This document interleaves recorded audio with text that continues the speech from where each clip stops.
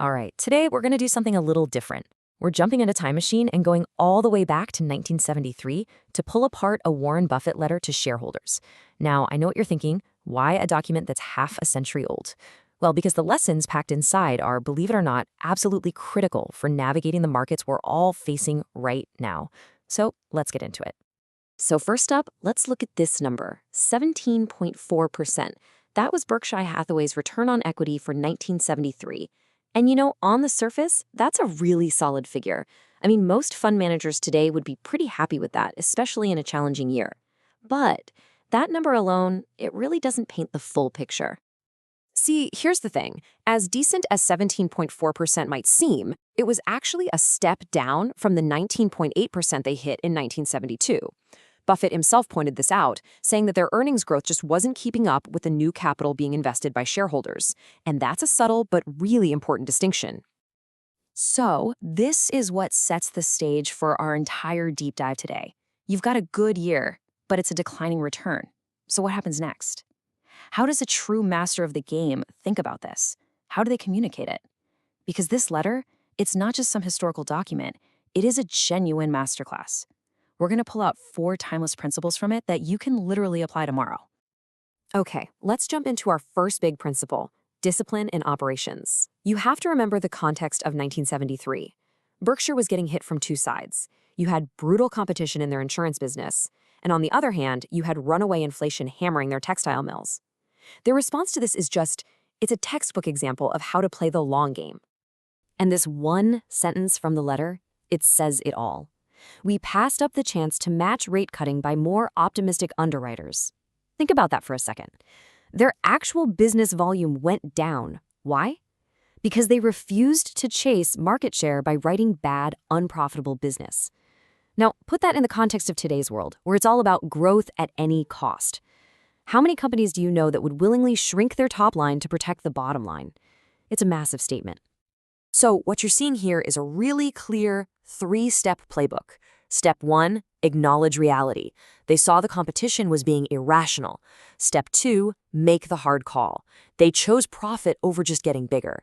And step 3, maybe the most important, be patient. They were basically just waiting for the market to come to its senses, for their competitors to realize they were bleeding money.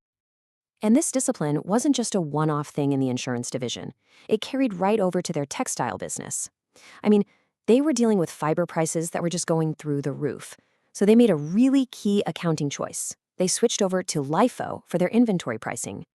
Now I know, LIFO, last in, first out, it sounds like some dry, boring accounting term, but it was an absolutely brilliant strategic move. See, when prices are rising fast, the other method, FIFO, makes it look like you're making a ton of money because you're matching cheap old inventory against current high prices. These are inventory profits and they're not real. By switching to LIFO, Berkshire was choosing to show lower but more honest profits. They picked economic reality over just looking good on paper. So that leads us perfectly into the second principle. And this one is pure classic Buffett. It's all about keeping a long-term view, especially when the market is going crazy and basically yelling at you that you've made a huge mistake. Just look at this number, over $12 million. That's how much Berkshire was down on paper in their stock portfolio at the end of '73. Now, you have to remember, for a company of their size back then, that was a huge unrealized loss. The pressure to sell, to do something, must have been immense. It would have been so easy to just panic. But what was the response? No panic, no long-winded excuses, just this incredibly calm, confident statement. Nevertheless, we believe that our common stock portfolio at cost represents good value in terms of intrinsic business worth. He's drawing a massive line in the sand between the market's price tag, which bounces around all day, and the actual underlying value of the businesses they owned. He's basically telling everyone, ignore the noise. So the lesson here is crystal clear, right? The market will throw prices at you all day long, but it's your job to figure out the value. And for anyone investing professionally, that mindset, that is literally the armor you need to wear to get through the crazy swings and actually take advantage of other people's short-term thinking. All right, on to principle number 3. And this one gets really interesting, especially for those of us who like to dig into the nitty-gritty of the numbers. It's all about the conflict between doing what's conventional and doing what's actually right. So here's the setup. Berkshire had a big stake in another company, Blue Chip Stamps. The problem? Blue Chip's fiscal year ended at a different time than Berkshire's. This created a real headache. How exactly should they account for their share of Blue Chip's earnings? So they were staring at two options. Option one was the easy, conventional route.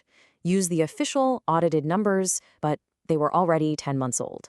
This would keep the auditors happy, no problem. Option two was to use the most recent data they had, which was much more up-to-date, but it wasn't audited yet. This would give a truer picture of the business, but it also meant getting a slap on the wrist from the auditors, a disclaimer in their report. And what was Buffett's reasoning? It's right here in his own words. He said, using those 10-month-old numbers, such an approach seemed at odds with reality. I mean, how clear can you get? He chose what was real and relevant for his partners over what was easy and procedurally clean. That is a serious commitment to being transparent. And that brings us to our fourth and final lesson. This one is a fantastic reminder that in our world of spreadsheets and financial models, not all value can be measured in dollars and cents. So, buried in the letter, Buffett talks about this little investment they had in a company called Sun Newspapers. He goes out of his way to say that, financially speaking, this thing was a rounding error for Berkshire. It was, in his own words, financially insignificant. It just didn't move the needle at all. But then, this insignificant little newspaper group went and did something absolutely incredible. In 1973, they won a Pulitzer Prize for their investigative work, a weekly paper winning a Pulitzer. It had never happened before in that category. On top of that, they won a huge public service award for exposing some serious problems at the well-known charity Boys Town. And Buffett's takeaway from this is the whole point. He says it vividly illustrated that size need not be equated with significance. What a powerful lesson. This tiny investment, from a financial perspective, had a massive impact on the world and on Berkshire's reputation. It's proof that sometimes the best returns you get have nothing to do with money. So, as we bring this all together, looking back at these lessons from 50 years ago, it really leaves us with one big question for right now, for today's market. Which one of these principles do you think we need the most? Is it that discipline to say no to unprofitable growth? Is it the stomach to hold on for the long term when everyone else is panicking? Is it the guts to choose what's real over what's conventional? Or maybe it's the wisdom to see value beyond the balance sheet. The answer might be different for everyone, but thinking about it, that could be the edge we're all looking for.